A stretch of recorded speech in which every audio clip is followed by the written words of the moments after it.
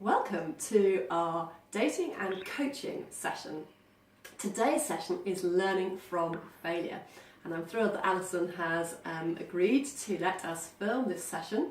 Alison's doing a series of coaching sessions with me about dating, and we're covering some really big topics, and today's topic is learning from failure.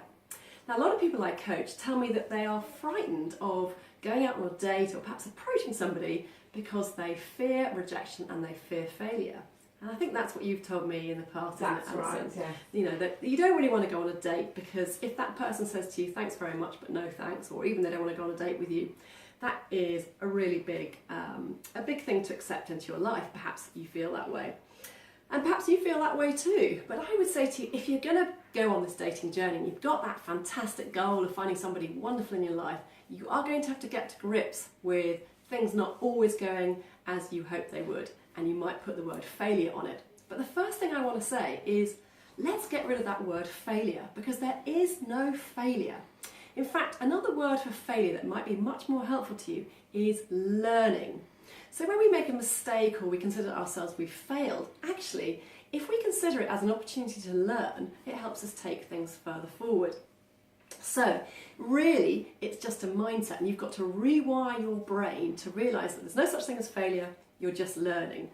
So let me give you an example of that. When you were a baby and you were learning to walk, you fell over lots, didn't you? I did, yeah. We all did. And actually your parents don't go to you, oh, you've fallen over, you're a complete failure at walking. No, we know that as babies we're falling over the whole time, and they're learning about gravity, they're learning about balance.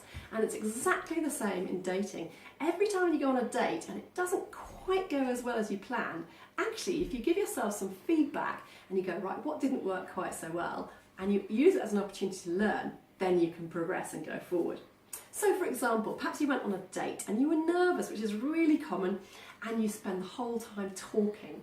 Maybe you're talking about yourself or talking about past relationships. We're going to cover that in another video, but as a bit of a no-no. But you spend a lot of time talking, and the person at the end of the date goes, thanks but no thanks. And actually you get home and you think, oh, I really blew it. I spent my whole time talking and I didn't really find out about the other person. They probably just think I'm a complete chatterbox. So you could go, oh, complete failure, I'm hopeless, I can't do this, and you could end it there. Or you could go, well, I made a mistake, I talked too much, I'm going to learn from that, and I'm going to spend less time talking and more time listening on my next date. Great, it's a learning point, so you can go to your date and you can make the next date even better. I want to encourage you and let you know that some of the most famous people in history have failed loads and loads, and you're going to be really surprised when I tell you their names because you're going to think of them as successes.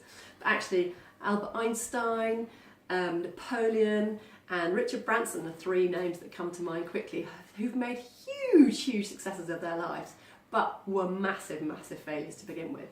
So when you're going on your dating journey, keep those people in mind and think, if they can do it, I can. Now obviously they didn't succeed in the dating world, but they did make a lot of mistakes, and I want you to be conscious of the fact that if they can make lots of mistakes and keep failing, then and really keep learning, then you can too. So the same thing, I want to just briefly talk about rejection, because that's a very big topic as well. And I know, Alison, you've told me that you've gone on a few dates and they haven't worked, and you've come home feeling quite rejected. But I want to say to you, you can't be rejected by somebody who doesn't know you. So if you go on a date and you spend 2-3 hours with that person, and then they say to you at the end, oh, sorry, I don't want to see you again, and you go home and think, oh, I'm really rejected. Well, that's a bit crazy, isn't it? Because how can somebody who knows you for just 2 hours, or they're just getting to know you after 2 hours or 3 hours, really reject you? They don't know you at all.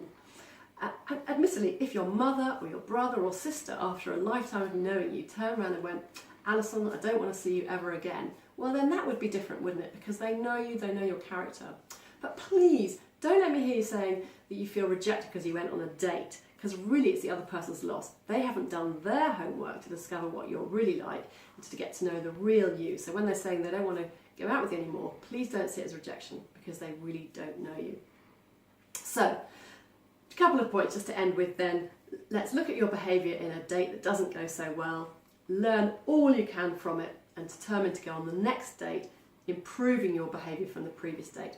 So you're learning from every date. And I think if you try that, you're going to be in a great mindset, and your dating is going to go from strength to strength. Fantastic. That's all for now. Thank you.